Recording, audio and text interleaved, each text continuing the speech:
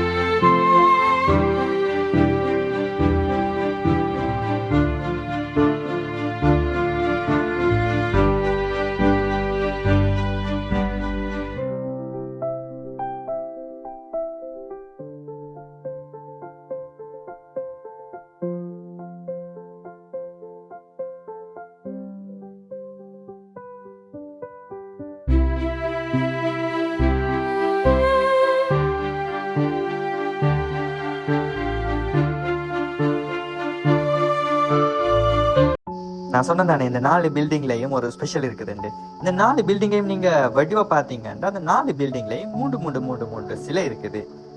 அது என்ன சிலை? இந்த 4 பில்டிங்கும் north west, north east, south east திசையில இருக்குது. அதுல முதலாவது வந்து அந்தந்த சீசனை குறிக்க, like spring, summer, autumn, winter, அந்த 4 சீசனையும் ரெப்ரசன்ட் பண்றதுக்காக ஒரு சிலை வச்சிருக்காங்க. ரெண்டாவது வந்து ஸ்பெயினோட கிங் சார்லஸ் 5, பிலிப் 2, 3, 4 அந்த சிலையும் இருக்குது. அடுத்தது வந்து பலர்மோ சிட்டியின் பேட்ரன், பலர்மோ சிட்டியின் 4 பேட்ரனையும் ரெப்ரசன்ட் பண்றதுக்காக அடுத்த சிலை வச்சிருக்காங்க. பாத்தீங்களா, அந்த 4 பில்டிங்லையும் ஏதோ சில வைக்கணும்ன்றதுக்காக இல்லை, அதுக்கு ஒவ்வொன்றுக்கும் ஒரு காரணம், ஒரு ஆக்களை ரெப்ரசன்ட் பண்ணி 4 சிலை வச்சிருக்காங்க. பாத்தீங்களா, இதுதான் என்னோட ஸ்பெஷாலிட்டியே. ஓகே ஸ்கிப் பண்ணிட்டு போயிடாதீங்க. நான் ஹிஸ்ட்ரி சொல்லி போர் அடிக்க விரும்பல. இப்படியே நாங்கள் அந்த சர்ச்சுக்கு மேலே போனோம்னா மேலே இருந்து பார்த்தா அந்த பலர்மோ சிட்டியோட பியூட்டிஃபுல்லான டாப் வியூ எங்களுக்கு தெரியும். இதுல இருந்து பார்க்கும்போது எங்களுக்கு எல்லாமே சூப்பரா தெரியும். சரி, இப்போ நான் உங்களை கூட்டி கொண்டு போற இடம் தான் வேற ஒன்றும் இல்லைங்க, அந்த சர்ச்சுக்கு இன்னும் டொப்புக்கு போகிறோம். இப்போ பாருங்க இந்த வியூவை. இப்போ இந்த உயரத்துல இருந்து பலர்மோ சிட்டியை முழுசா நாங்கள் பார்க்கலாம். அப்படியே நாங்கள் பார்த்தோம்னா குவாத்ரோ காந்தி எங்களுக்கு தெரியும். அது மட்டும் இல்லாமல் தூரத்தில் நாம் பார்த்தோம் தானே பலர்மோ மாசிமோ தியேட்டர், அந்த தியேட்டர் தெரியும். அது மட்டும் இல்லாமல் பலர்மோட சத்ரல்ன்ற ஒரு ஃபேமஸான சர்ச் ஒன்று தெரியும். பாருங்க அந்த மலையை பாருங்க, அவ்வளோ வடிவா இருக்கத்தானே. இந்த வியூவில் நிறைய நேரம் நின்று பார்க்கலாம். இந்த பாருங்க, அதுதான் அந்த சர்ச். அது மட்டும் இல்லாமல் தூரத்தில் மலை தெரியுதா, நல்லா இருக்கா, சூப்பராக இருக்குல்ல. நீங்கள் கேமராவில் பார்க்க இப்படி தெரியுதுண்டா, நான் நேரில் பார்க்க எவ்வளோ அழகாக இருந்திருக்கேன். லைக் நான் ஸ்டன் ஆகி அப்படியே கொஞ்ச நேரம் அதை பார்த்துக்கிட்டு அப்படியே நின்றுட்டேன் அப்படியே பார்த்துக்கிட்டு. இந்த அவ்வளோ அழகாக இருந்துச்சு. அந்த டாப் வியூ உண்மைக்குமே சூப்பராக இருந்துச்சு.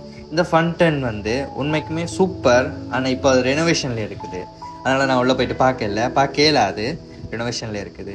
நான் ஃபோட்டோஸில் பார்த்தேன், உண்மைக்குமே சூப்பராக இருந்துச்சு. இதை விட நைட்டில் இன்னும் சூப்பராக இருக்குது.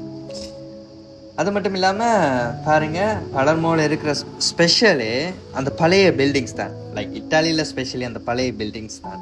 ஆனால் இங்கே பழைய பில்டிங்ஸ் நிறைய இருக்குது நம்மளோட கண்ணுக்கு. அது உண்மைக்குமே